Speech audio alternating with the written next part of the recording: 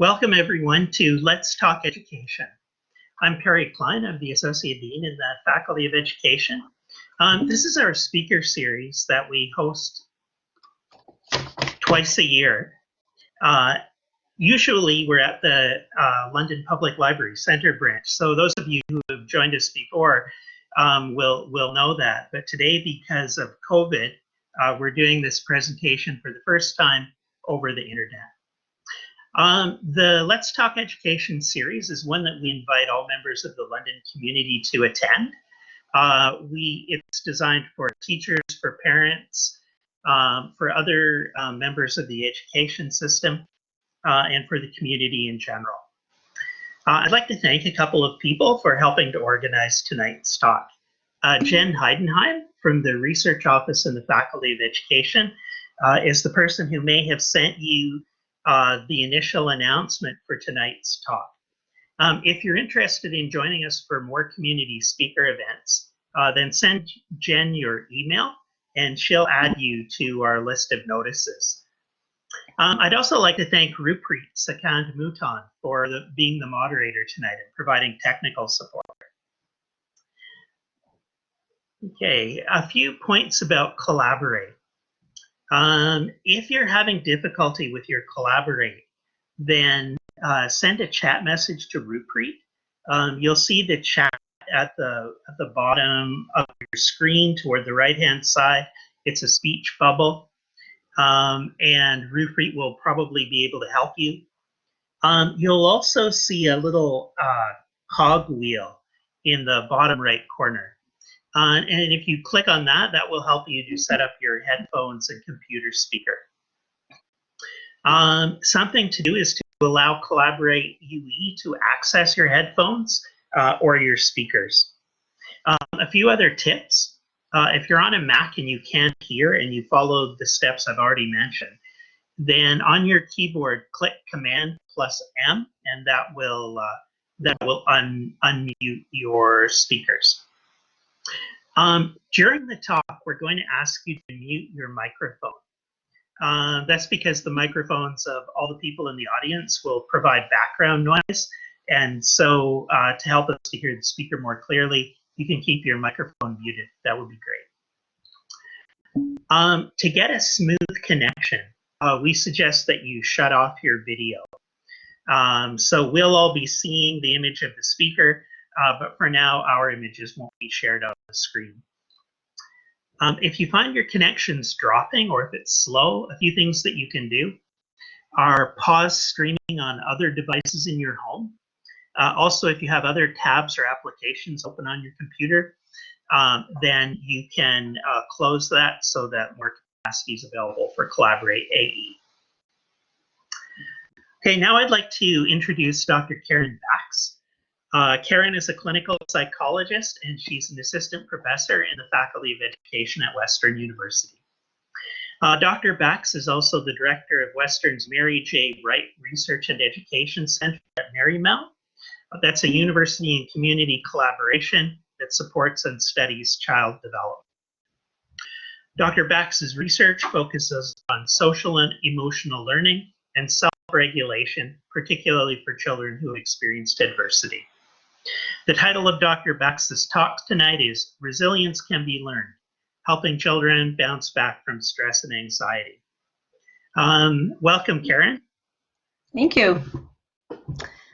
All right. Hello, everyone. Thank you for being here. This is my first time doing a talk like this and using Collaborate, so we'll see how it goes. This talk is not in response to COVID and the stress related to that for parents and children. It was more in response to the growing issue over the past couple of decades around children and youth indicating that their stress levels, their anxiety are higher than in past generations. But certainly some of the ideas that I'll share with you today could be transferred to help children deal with some of the stress going on with the pandemic.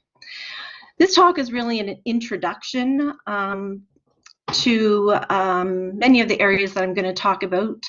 And so if you have any questions, if you would like more information, certainly you can always let me know. My email will be at the end, and we can chat, or I can send you resources. Okay, so resilience can be learned, helping children bounce back from stress and anxiety. Perry already kindly gave an introduction about me and pretty much covered most of what I was going to say.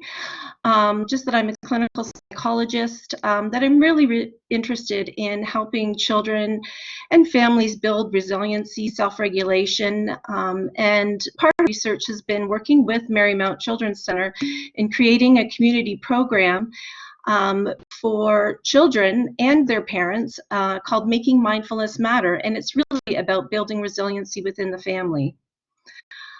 In addition, my office is actually in Marymount, and I think it's one of the only children's research offices that are part of a university that are in a children's research or in a children's center. And we're really proud of that. And our goal is to help support research in early child development. Lastly, I am also a mother of 3, and that keeps me humble as an expert in child and family matters for sure. Okay. So, as you may know, there have been unprecedented levels of stress and anxiety in youth for the past several decades. For example, in Ontario here, there has been an increase in emergency visits for children and youth for mental health related issues. Since 2006, that has increased by 83%. So just think about that. From 2006 till 2018, there's been an increase by 83% of the children and families that use emergency services for mental health issues. I mean, that's huge. If that was an 83% increase in childhood asthma or some sort of childhood cancer, likely a lot more would be done about this dilemma. Unfortunately, although there's been solid gains in reducing the stigma of mental health, still the area of children's mental health is underfunded, and there's just lots of concern around that. And we can certainly see that for children, this has become a real issue and obstacle. There's a study from the Canadian Institute of Health Research that found 6 in 10 Canadian youth indicate that they have significant concerns about their level of daily anxiety. And UNICEF Canada, that does a study on a representative sample of children and youth every so often, in 2019 found that 45% of children in Canada do not report their level of life satisfaction as very high, and 27% indicated that they feel sad or hopeless for long periods of time, and 1 in 3 reported weekly symptoms linked to mental distress. These numbers are really hard to hear sometimes, but I'll have to say, as someone who works closely with children and youth, I have seen in my practice and in the families we see at Marymount, definitely an increase in stress for children and youth. This is just a snapshot of grade 10 youth completed by Children's Mental Health Ontario. So they surveyed a large number of youth and asked them a number of questions. And as you can see, in grade 10, 43% of girls and 22% of boys reported feeling sad or hopeless almost every day for 2 weeks in a row. 38% of girls and 24% of boys wished they were someone else. And 34% of girls and 25% of boys often felt lonely.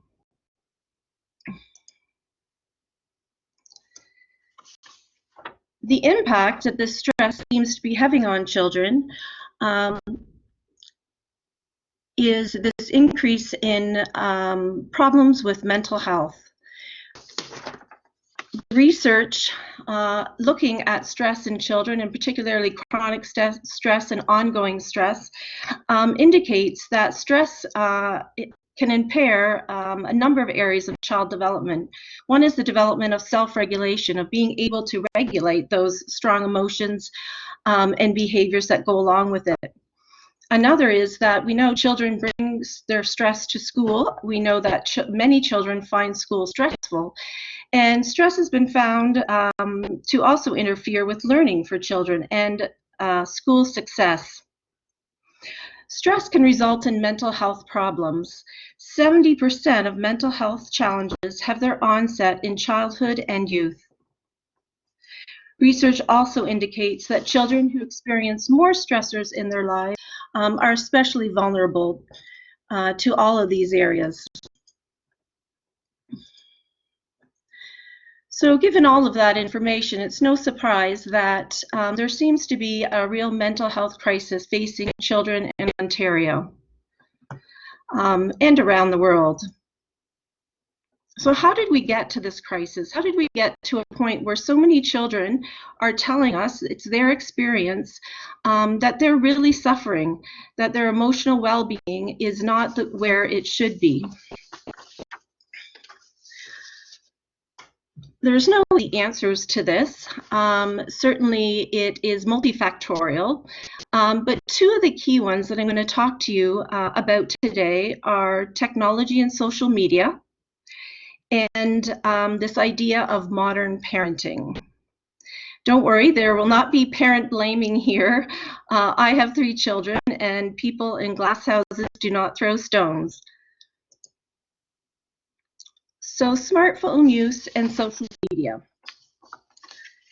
In the last decade, the increases in mental health distress of children and youth has paralleled the steep rise in the use of smartphones and social media by children and adolescents. There are many wonderful and great things about technology and its advancement, and there are many benefits to our children for that. But today I'm going to talk about more some of the ways in which we've been unprepared in how children use their phones, how much they use their phones and social media, and how fast that has occurred. When I was presenting this, my son said, I'm going to give you a test. I want you to be able to name all, what all of these icons were. Luckily, I could do that. And he said, okay, you've got a bit of cred in this, Mom. Okay, so let's look at how children and youth are using social media, cell phones, how they're connected. This is from an online survey asking children and youth questions about their use of these devices.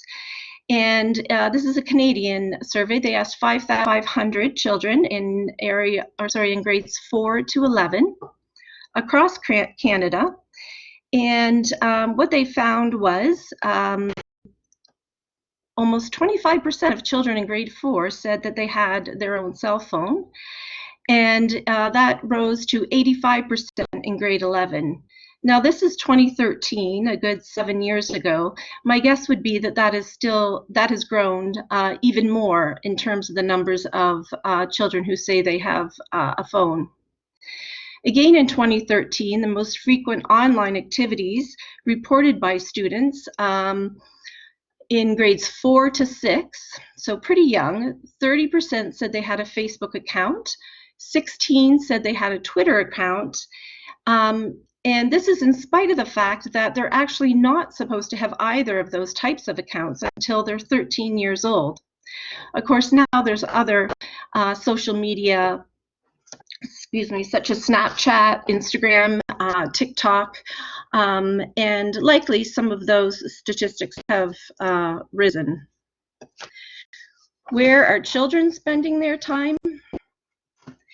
The reality is that children spend a lot of their time on social media. You can see on the left-hand corner there, people aged 15 to 30 use social media a large percentage of the time.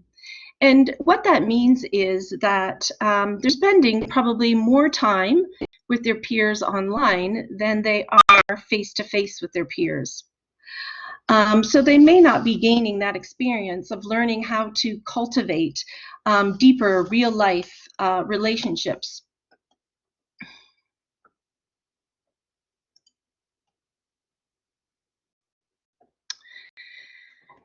Some other stats about how much time are spent in these areas. 8 to 18-year-olds on average use technology for 9 hours a day. That seems like a lot. I don't even know if they're in school 9 hours a day. And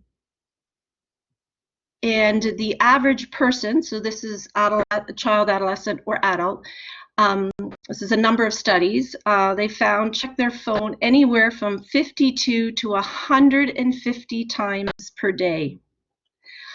I don't know if you've ever looked at how often you check your phone or your social media, how often your children do when you are with them, but it'd be an interesting experiment to see really how often you might be doing that or your children might be doing that. And then on average, the time spent social networking was 144 minutes per day. However, that statistic is actually from 2012. So that has likely increased a significant amount, especially with more access to varying social media.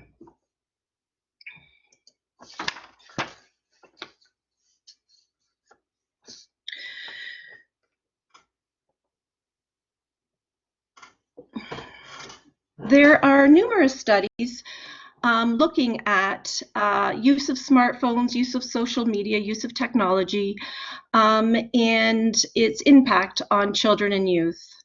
Many studies implicate smartphone use and social media in the increase of the mental distress of young people, and I'll tell you a little bit more about that. And many of the studies have found that there's this dose-response relationship. So the more time you spend on your smartphone using social media, often the bigger amount of distress a youth often indicates that they feel. And they found that the greatest effect is among girls.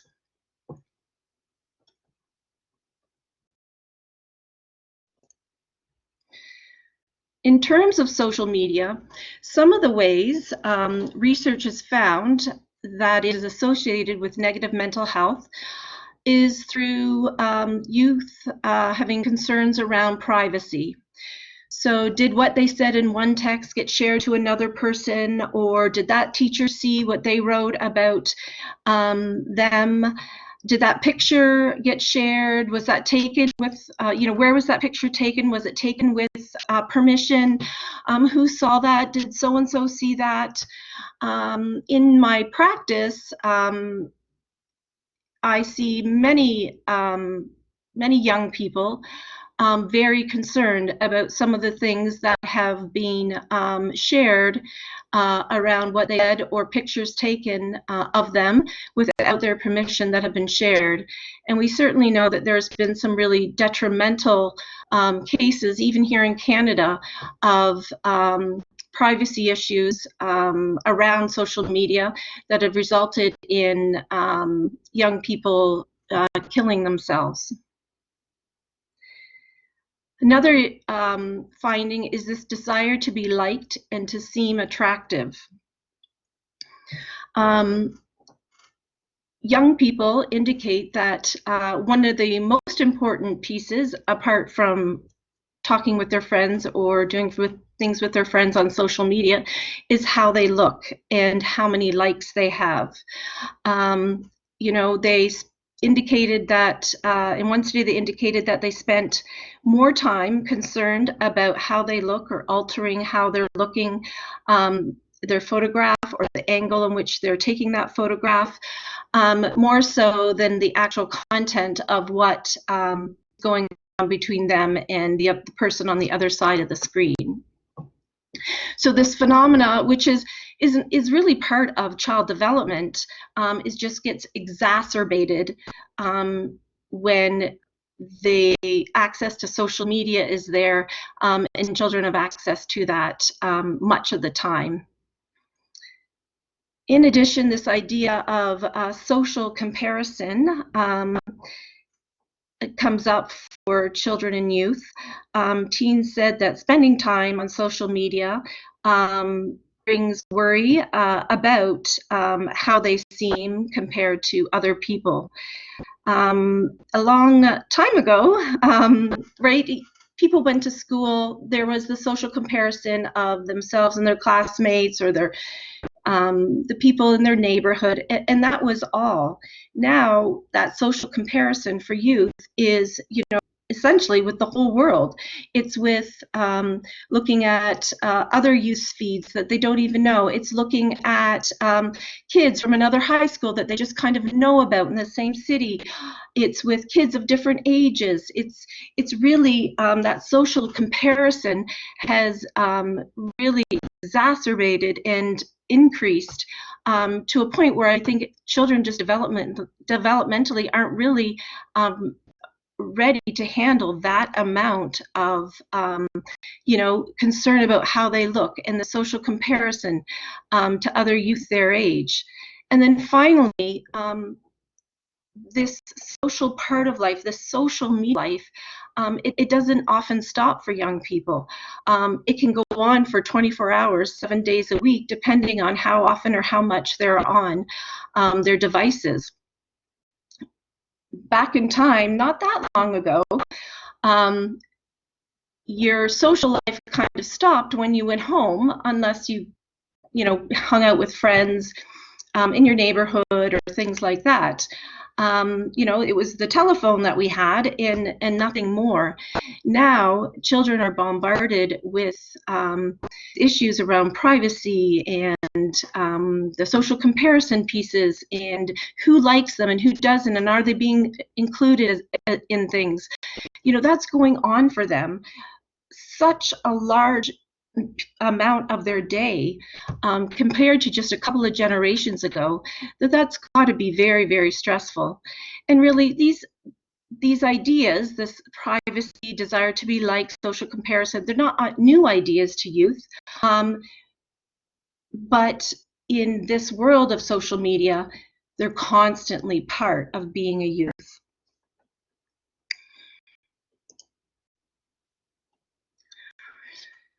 So recent research in February 2020, the Canadian Medical Association Journal did a review of smartphones and social media to kind of look at where is the research in relation to outcomes for children and youth, clearly around mental health. And they took evidence from a number of different studies, cross-sectional, longitudinal, and what they found was that increases in youth mental distress, self-injurious behavior, and suicide were associated with smartphone use and social media for youth. Suicidality in youth has increased in the last number of years, and for a period of time it had actually plateaued or even decreased a little bit here in Canada, and now we see it rising again. And one of the reasons research is suggesting is related to all these issues around social media. Research also indicates that smartphones or social media are associated with these negative adolescent self-views of themselves and having difficulties with interpersonal relationships. Again, that wanting to look the best, want that social comparison piece, along with not having real world interactions with people as much as on a phone is affecting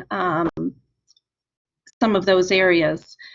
There's also interesting research that connects children's use of social media and technology with having consistently getting less sleep.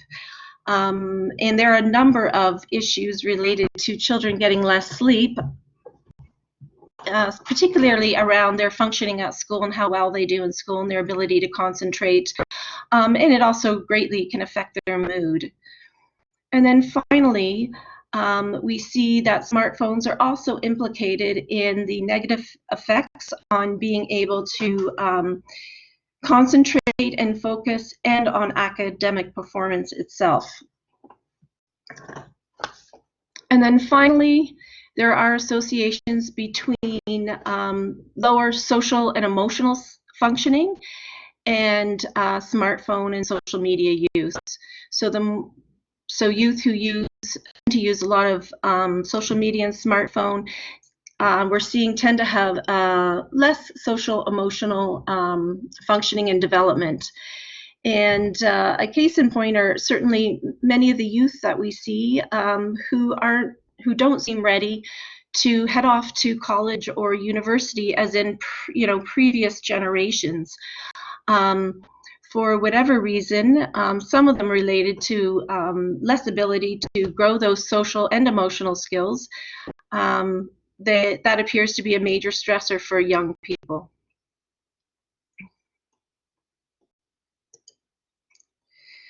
Now we're going to move on to another area implicated in children experiencing more stress than previous generations and anxiety, and that's around modern parenting.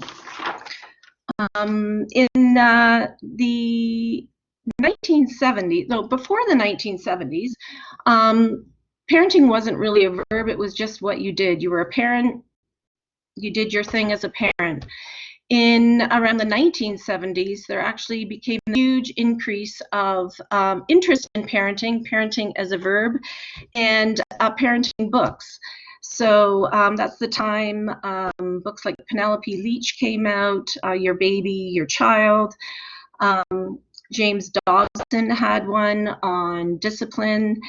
And what the statistics show is that by 1990s, so from the 70s to the 1990s, there were 5 times as many parenting books as in 1975.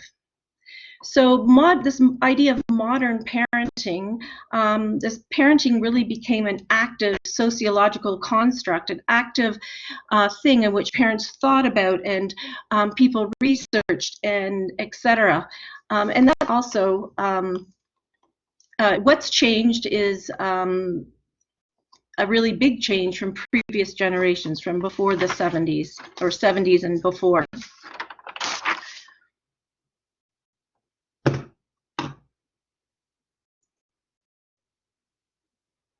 Okay, so you have all probably heard of helicopter parenting. That's that hovering over children to ensure that they're getting the help that they need and they're safe, that they aren't feeling too much stress or emotion around having to deal with problems. And this really started off with concerns about physical safety, but eventually grew to kind of safety, including emotional safety of children. What began to happen is children began to play less outside on their own.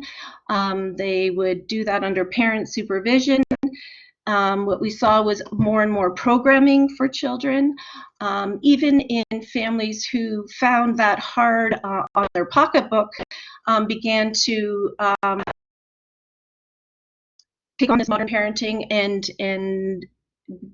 and make an effort to have their children as many programs as possible.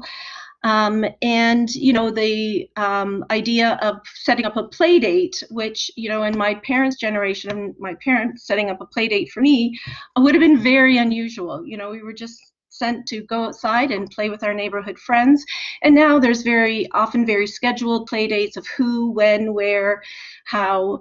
And rather than children having that freedom to be able to go out and play outside at times without parent supervision and things like that. One study that looked at the amount of time parents spend with their children today compared to previous generations. So what they did was they looked at mothers and they compared mothers from 1975 to I think it was in 2015, yeah. How many hours per day they spend time on hands-on activity with their children. So this isn't childcare like bathing, helping them get dressed, making dinner with them or things like that.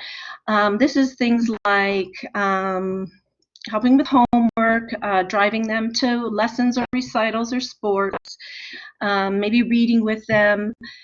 And what they found was in 1975, mothers spent about 1 hour and 45 minutes a day with their children doing those kinds of things. And then moving on up to the mid-2000s, they found that mothers spent nearly 5 hours per day doing those types of things. So a big change in how parenting was seen and how involved parents are over the last several decades. And then more recently, there has been this idea, you may have heard of it, of lawnmower parenting. And that's where a parent really wants to kind of mow down obstacles, issues or problems for their child so they don't have to deal with those kind of negative or bad things. And they also can do this from a distance. There are accounts of parents calling residences to, kind of the moderator on the floor of a residence, usually it's a second year, being called to wake up a first-year student because mom usually does it every day and the child wasn't picking up his or her phone. There's many stories about about parents, going to their college or university professors, complaining and being unhappy about their children's marks. I saw a parent who was in one city, and they were actually arranging a cab for their child in another city, and this child was in university. So doing those kinds of things that really developmentally children should be doing on their own.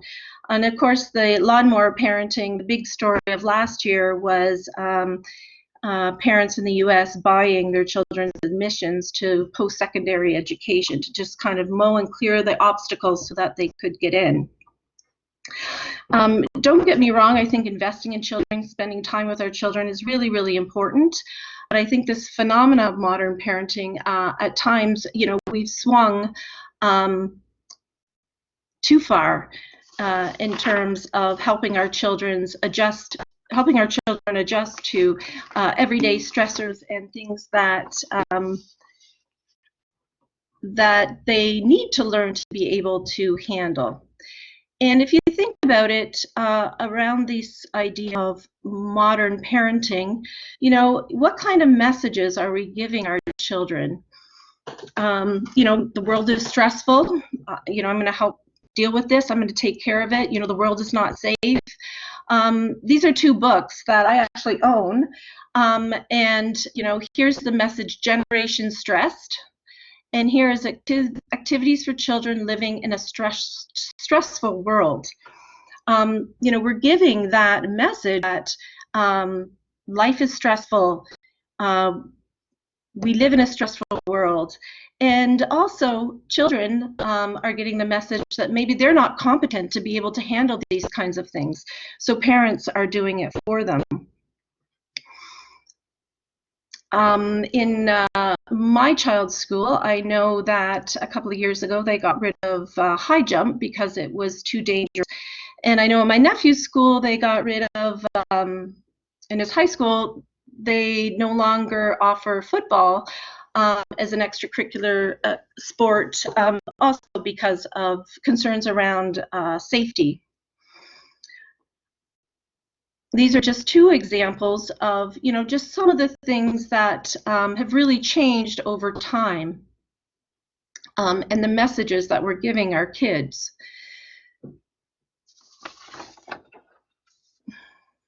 in this modern parenting time, this trying to create a culture of safety for our child often results in this overparenting and overprotection of children. And part of this talk around safety, around stress, has created this phenomenon in the research. It's called stress contagion. And it's really where stress of an adult is absorbed by a child, and they become and feel like life is stressful. They see it in adults. So there's a study out of UBC where they looked at the link between teacher burnout and stress and students' levels of stress as measured by cortisol levels, which is a biological indicator of stress. And what they found across a large number of schools was that teachers in classrooms, where teachers who indicated higher levels of burnout and stress, consistently had classrooms of students who had higher levels of cortisol compared to classrooms where teachers said that they had lower levels of stress and burnout. There's also studies that look at babies and children, babies and mothers, and they have mothers playing with their kids, and then they ask them to leave. They have them do either a stressful task or a really relaxing task, and then they go back in and interact with their children. And mothers who completed the stressful test had higher physiological stress, as measured by their heart rate and other things, and so did their babies. So this stress contagion idea of, if mom and dad are stressed, if I hear, this is stressful, something must be wrong, I should be stressed. When I heard about the teacher study, I decided I was going to take a look at how often I come home from work and say, oh, that was so stressful. It's such a stressful day. I was so busy. And I actually did it a lot. More often than not, I would come home and say that. And those are just sort of the inadvertent messages sometimes that we're giving our children. And we know from the research that children pick up on those types of things.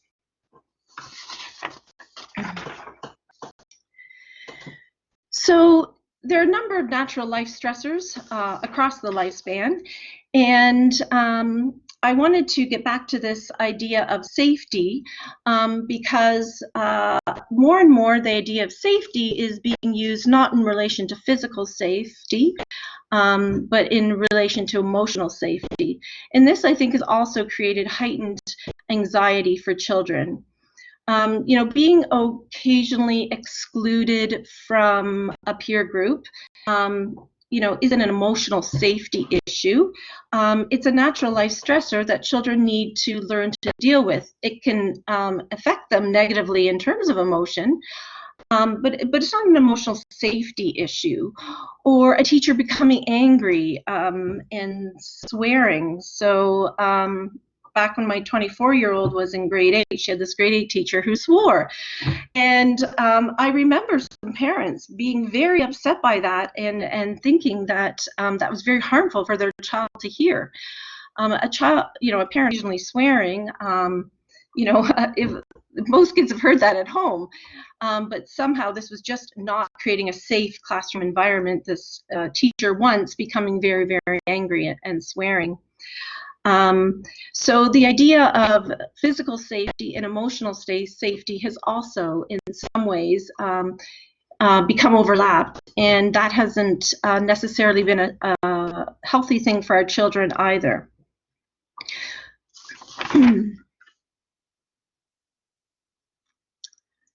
So social media and technology, this idea of modern parenting that's kind of inadvertently created this idea that our world isn't safe, maybe kids aren't as competent as they can be, and we're doing things more for our children than in past generations, more than is developmentally appropriate.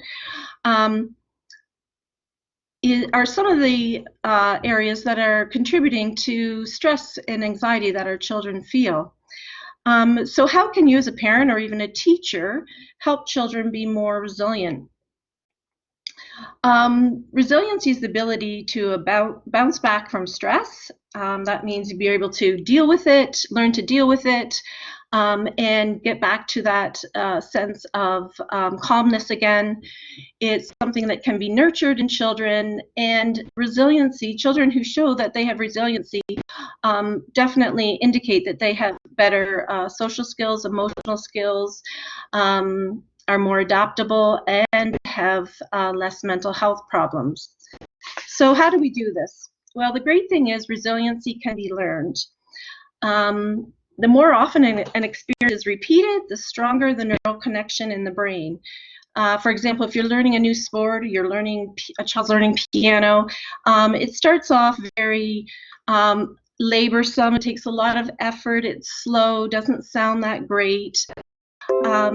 And after a number of lessons, years of practicing, etc., gradually those neuronal connections grow stronger and stronger, and the piano playing becomes much less effortful, sounds really wonderful, takes less cognitive effort to do that, and that's really over time repeated experience. Piano playing starts on the left side where you see of these neurons, where they're not very dense or connected to the very right side where there are lots of pathways to the piano that help to make it easy to do, less effort, and sound really well. And we can help our children create pathways related to how they think, how they feel, and what they do. Most of that is through experience.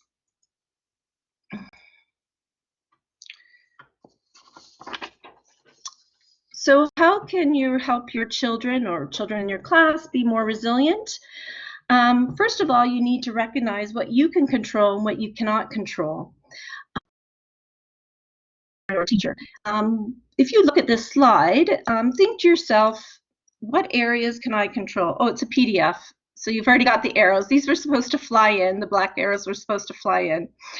But anyway, we can't control what genes our children receive if they get a predisposition to, worry, anxiety. We know children with a more sensitive temperament may be a greater risk of mental health issues. We can't control that. We can't really control the cultural factors and what we're born into. We really can't control life stressors, even though we like to believe that we can. And we can't control what developmental stage our children go through. What we can control is our family environment as parents, and how children process emotion, how they learn that self-regulation of emotion, and to some degree, the social factors around education and schooling and teachers' role in that.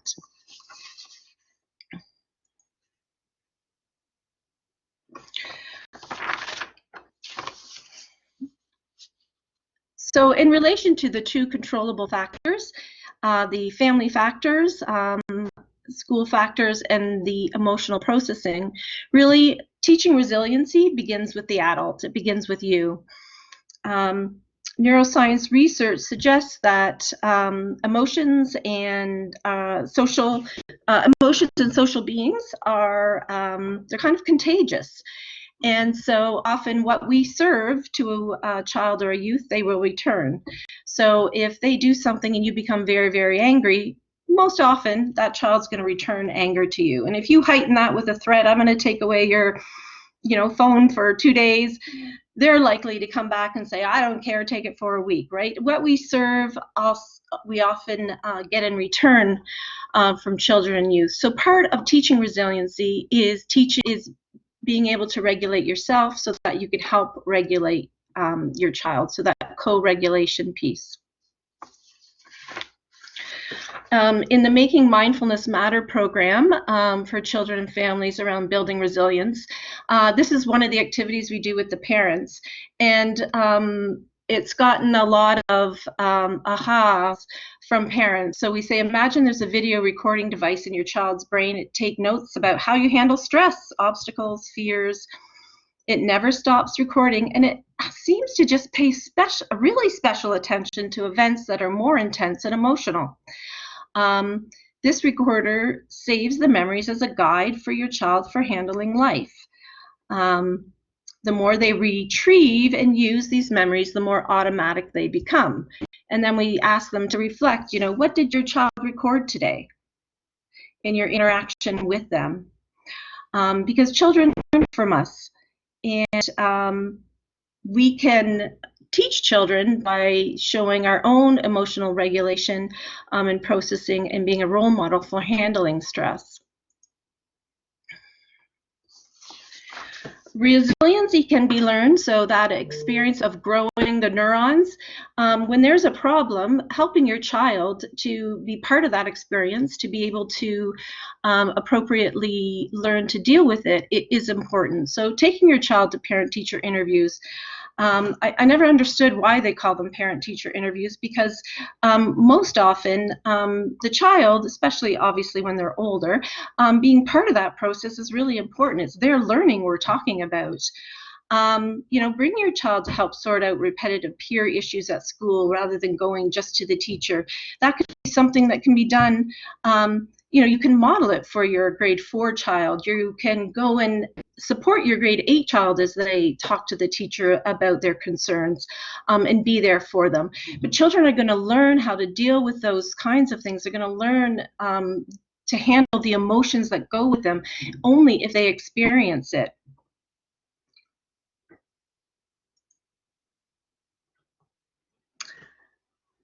In terms of the emotional processing piece that we do have control of,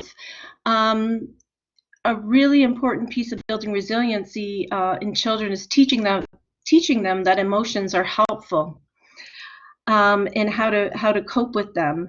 And that begins when children are younger, around emotional literacy. So naming of emotions, what they feel like in our body, what they look like on other people's faces. But then we often fall into this trap where we say emotions are either good or bad, positive or negative, instead of thinking them as really they're just sources of information. They give us valuable information. For example, if you're angry, it usually means some sort of your own self-efficacy has been hurt, something that you could have done, or you could problem solve. I was walking actually yesterday, and there was probably this 4 or 5-year-old girl walking a number of steps ahead of what looked like her mom and her grandmother. And she was coming to the end of the sidewalk where it met the road. And the mom yelled, stop, stop, make sure that you stop. And the little girl got very angry and said, you don't have to tell me that. I already know I can stop. I was going to stop right at this line right here. I already had it in my head. Like, she got angry because she was going to do that. If we feel disgust, it is also a source of information. For example, in my 20s, I got very, very sick on certain food from a certain restaurant. For many years, when I smelled that food, I had this very, horrible kind of icky feeling. And so that information from that kind of feeling of disgust was, hey, that wasn't safe to do. That wasn't safe for your body. Don't do it. Same with sadness. Sadness gives us information about some sort of loss. So teach children that emotions are a source of information, and also that we're not helpless victims to our emotions. We can do something about it, and we can change how we feel. One way to do that is to teach children about CBT, which is behavioral therapy. Teaching children how thoughts affect how we feel and then what we do. An example of that would be, let's say the situation is about your grade 9 child feeling that their teacher miscalculated their final mark on a test. If they think, oh no, I don't really want to go, that teacher doesn't really like me, I don't know if I can handle it if he, looks at me in that way that makes me feel so stupid, they're going to get anxious and they're not going to feel like they can go and do that. And what they might do is either choose not to do that or say, Dad, can you go do this for me? And then what happens next time, as you can see, it's a circle. They need to sort something out with an adult that's very legitimate. They're likely to have those negative thoughts, feel bad, and perhaps not do it. So how our thoughts affect how we feel and what we do is a really important piece to learn for children. And really, the idea that thoughts are not facts is an important thing. Just because you think something doesn't mean it's true. If I think the world is square, the world is square, that doesn't mean it's true. If your teen thinks their teacher hates them, does that mean it's true? Teach them the steps to look into that, to see, is there truth to that? What makes me think that? Okay, well, I don't really know that. I'm not doing great in that class. Maybe then, does that mean a teacher would hate me? Well, not necessarily. Help them look at those thoughts, creating those negative feelings for them, those stress feelings. Help them evaluate them to see, is there truth in that or not really? So teach that how thoughts affect feelings and behavior. Another way to teach about stress and your child's thoughts about stress is whether they look at it as a stress threat or a stress challenge. This is new research by a woman, I can't remember her first name, it's Gonigal is her last name, and she has a fabulous TED Talk, it's worth watching, around stress.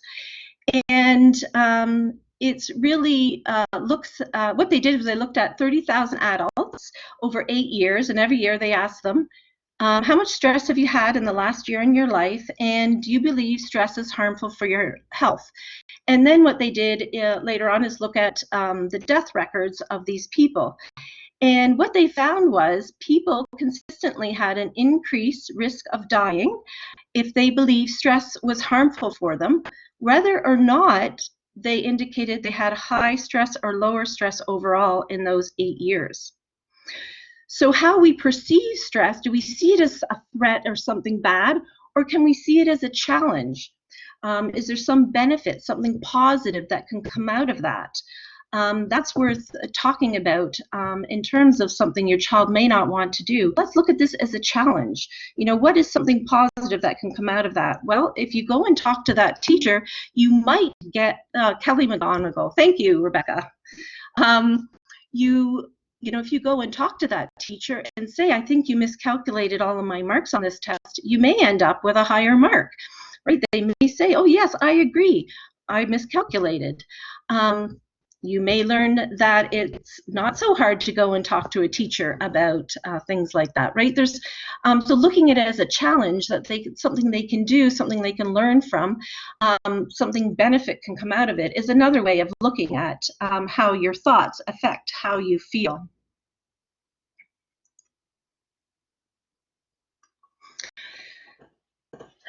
Teaching children deep breathing, that belly breathing, can lower the stress response. It is so colloquial to say, okay, take a deep breath, but there is tons and tons of research that indicate that taking deep belly breaths, that focused breathing, helps calm those physiological and anxious symptoms in our body. It helps us override those feelings so that we're better able to think and make decisions. So teaching and having a regular practice of that is a real resilient skill you can teach your children. And you can do it any time. It doesn't have to be when they're stressful. In fact, the more you do it when they're not stressful, the more likely they'll get the response they need when they take deep breaths when they are stressful. Practicing mindfulness. Again, mindfulness has been in the news, on the covers of magazines, and there's just so much research going on around mindfulness. But really, most studies indicate that having a more mindful practice in your life, so looking at the moment as it is, not worrying about what's happened in the past or what's going to happen in the future, but being in the present moment can really help anxious symptoms and worry. Because if you're in the moment, if you're thinking about what you're doing right then, you cannot be thinking about your worries about what's going to happen in 2 days, or you're not going to worry about next time you see that person because you did that to, you said that thing yesterday. When you are mindful, you're in the moment, and you're thinking about what you're doing. And we cannot hold two thoughts in our head at one time. We can hold consecutive thoughts, but if we're thinking exactly about what we're doing in that moment, we cannot hold a worried thought in our mind. It's like giving our mind a bit of a break. And mindfulness has been shown to have many physical and mental health benefits for adults and children. And being mindful aware is actually really important, because often we have our thoughts and feelings, this number one, and we go automatically to a reaction, right? We think something and then, we become angry or upset, or, but really, if we are in the moment and take a moment to do some belly breaths, take a mindful moment, a mindful drink of water. Oh, I feel how cold it is. It looks really clear. Like using your senses, teach a child that. More often than not, what ends up is, rather than a reaction, you've taken this little mind break and you're better able to respond. Your brain is better able to use the part of your brain, that's the smart part, to respond in a way that you actually choose, not just that automatically occurs. And as I mentioned, there are lots of studies, both in classroom and otherwise, about mindfulness. So improved attention. There's been many studies around improved self-regulation, greater compassion and care for other people, and really an important one for our topic today is the reduction of stress and anxiety. There's two types of mindfulness practice: informal mindfulness and formal mindfulness. Informal mindfulness is really the kind of mindfulness that you do with children, especially young children, just to teach them to be in the moment. So you can do mindful walking. What do they hear? Oh, birds chirping. What else do you hear? Have them be as descriptive as possible. My shoes crunching under the gravel. What do you smell? What do you see? Using all of their senses. If you're doing that practice, you're giving your mind a bit of a break, because you're just thinking about the present, and you're teaching your mind to focus on only one thing. And in a world that has so many distractions, learning how to focus on one thing is actually a really resilient factor. I don't know about you, but I've certainly been in the shower when I've been completely mindless and shampooed my hair twice or something like that. Mindful showering would be actually going in the shower, not thinking about my day, but going in the shower and thinking about the smell of the shampoo, what it feels like when I rub it on my hair, the feel of the warm water. It's being in that moment. And formal mindfulness, which is harder for children to do. Certainly for long period of time, that would be very hard, but it's more of a seated meditation where you're either focusing on your breath. You can do guided meditation, imagery, self-compassion, mindfulness, and there are many different apps and things online where you can find examples of all of these. And we also teach a lot of these in our Making Mindfulness program. We teach them both for parents so they can be mindful parents when they deal with their kids, and we teach children that as well. Finally, getting back to social media, one piece of helping your child be resilient is setting some rules and limits around their use of that. And it's kind of interesting because if we we give children these smartphones with the greatest access the access to the greatest amount of information in the world, and we often do that with really little to no supervision or training. And I think perhaps we should actually treat cell phones and technology a bit like our child getting a license. So resilience, treat it like a graduated license for kids.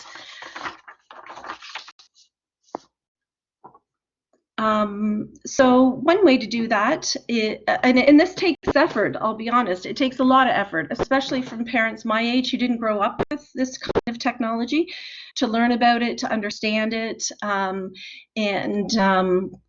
but you'll be doing your child a really good favor, because I have heard teens say they wish they had more boundaries around the use of their social media. I had a teen that I saw who said the best part of her summer was going to camp, which she totally didn't want to do because it was they weren't allowed to bring cell phones to this camp. And she said it was the best part of her summer was going to that camp and not having her phone with her. So children are looking for these kinds of boundaries around their phones. So look at it as a graduated license, right?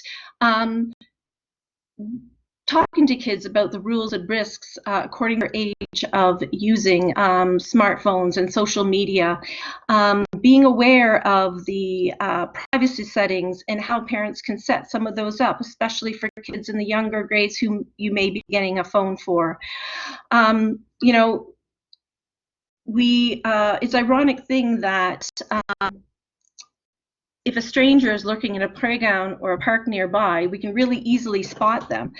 But there are so many strangers inside our space, some of them with bad intentions to steal information of our children, take their pictures, try and lure them. It's far more riskier to have a child unsupervised on their phone than actually playing outside. So that idea of a graduated license, restriction on when they use their phone, how much they use their phone, and be a passenger in that car. You know, that means sitting down with your young child or your young teen at the end of the day, talking about what they use their phone for, looking through it together to see, you know, what's going on. That will allow for opportunities to talk about, hey, that wasn't really a nice way, you know, that was said in there.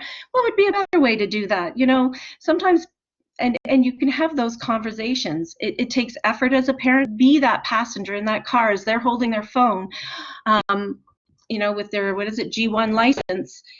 Be that passenger. And then obviously as they get older, you're going to become more of an occasional passenger.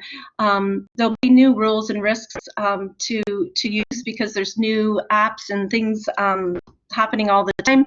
TikTok is a newer one. And talking about privacy, even on a whole other level, to teens is really important. You're gradually going to give them less restriction, and you're going to be that occasional passenger who checks in with them and helps them kind of navigate through the use of this car. And then eventually, right, kids are going to be on their own. They're going to have their own ability to use the foot. Hopefully, through this graduated way of learning to use technology, children will have much of what they need to be able to make good choices. And some of the simple rules around setting some of that up is, you know, kids should share their cell phone passwords with parents. That's really important. You should encourage your kids to follow the school rules around using phones. Dinner time, cell phone free time. If children are interacting less and less with human beings, friends, certainly being able to make sure that at dinner time the cell phone isn't there is an important piece for them to be able to learn how to navigate some of those conversations. No cell phones during family time. The other day, I overheard someone talking about a family visit they had where all of the teens and kids were on their phones, and the aunts and uncles and parents were talking, but they really, came out of there saying, I really didn't learn a lot about what was happening in so-and-so's life and so-and-so's life. They're all sitting there, but on their phones. No cell phone work during homework time. And a really important one is that cell phones should be turned in before bedtime. Many children cannot keep looking at their phone, using their phone throughout the evening and night. It makes it hard for them to fall asleep. They don't want to miss out on something. They hear the pings, they want to answer it. And you can't watch and be around to see what they're looking at or what they're doing with their phone. I had a rule that all cell phones had to be parked before bed, and if they didn't, I would take their phone away for a day, and then if they did it again, I'd take it away for 2 days, and if they did it again, I'd take it away for 3 days. So my son got up to 4 days, and he hasn't done it again, and that was a couple of years ago. So finding ways to just kind of reinforce that so they have the boundaries around that. It's a really important thing for children. And finally, remembering that no matter where you're at in your parenting or teaching, no matter how old your children are, you can make a difference. If you look at this graph, the brain's ability to change, to respond, to learn new things, it's very high at birth, and it continues to be really, really able to change with experience and not much effort, till about 25. And then the effort begins to go up. It takes more effort to change. So that's why it's harder for us as older people to learn a new language, learn all about cell phones and technology, etc., because it takes far more effort for us. But you can make a difference. You can make a difference for your child. And I encourage you to, if you'd like, take one thing from today and say, this is something I'm going to work on to build resilience for my children. And that's all.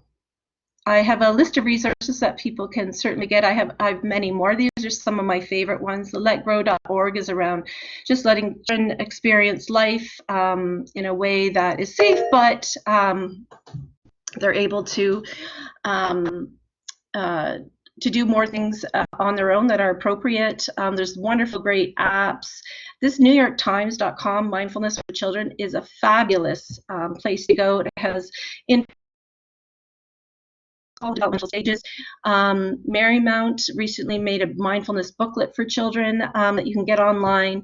Common Sense Media, great place to go. Media Smarts, all around digital literacy for children and parents.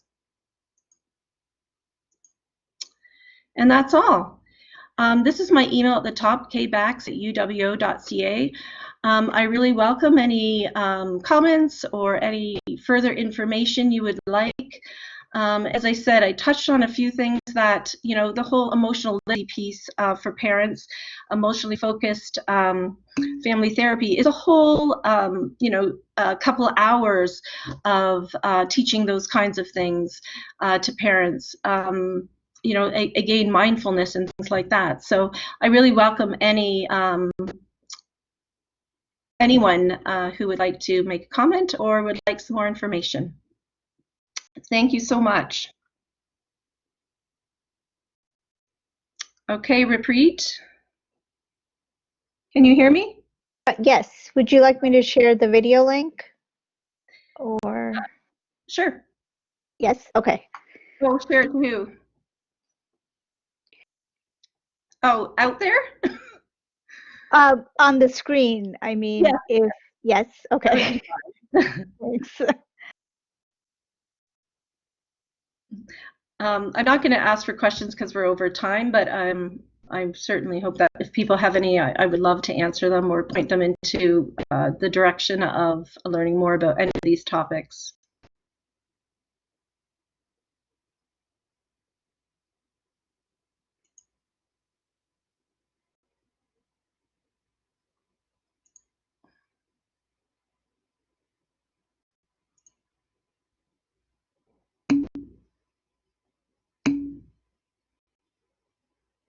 childhood, that it was hardwired and fixed by the time we became adults. But recent advances in only the last decade now tell us that this is simply not true. The brain can and does change throughout our lives. It is adaptable, like plastic. Hence, neuroscientists call this neuroplasticity. How does neuroplasticity work? If you think of your brain as a dynamic, connected power grid, there are billions of pathways or roads lighting up every time you think, feel, or do something. Some of these roads are well-traveled. These are our habits, our established ways of thinking, feeling, and doing. Every time we think in a certain way, practice a particular task, or feel a specific emotion, we strengthen this road. It becomes easier for our brains to travel this pathway. Say we think about something differently, learn a new task, or choose a different emotion. We start carving out a new road. If we keep traveling that road, our brains begin to use this pathway more, and this new way of thinking, feeling, or doing becomes second nature. The old pathway gets used less and less and weakens. This process of rewiring your brain by forming new connections and weakening old ones is neuroplasticity in action. The good news is that we all have the ability to learn and change by rewiring our brains. If you have ever changed a bad habit or thought about something differently, you have carved a new pathway in your brain and experienced neuroplasticity firsthand. With repeated and directed attention towards your desired change, you can rewire your brain.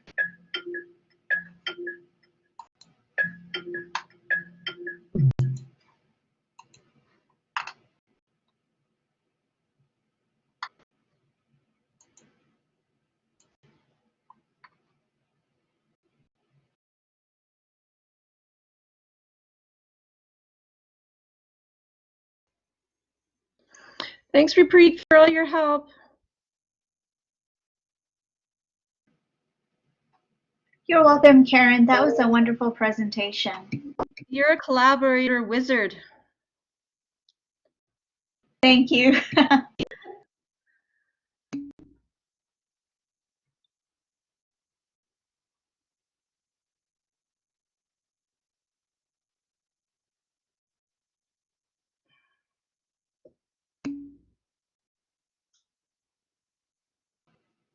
Karen, can you see the chat messages from everyone? I can, but I'm wondering if they could email me because it's going to be hard to just go through them and respond to them right now.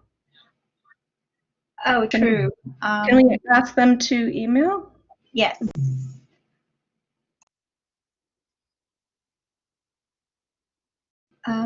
Just say Karen would love to respond to your questions, and I would if they could just email kbax@uwo.ca. Okay.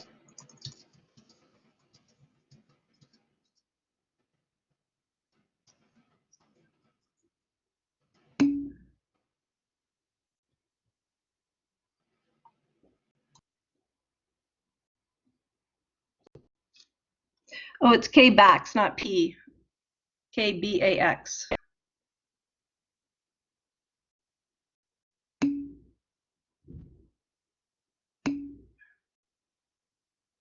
Thanks, Repreet. Oh, you're welcome.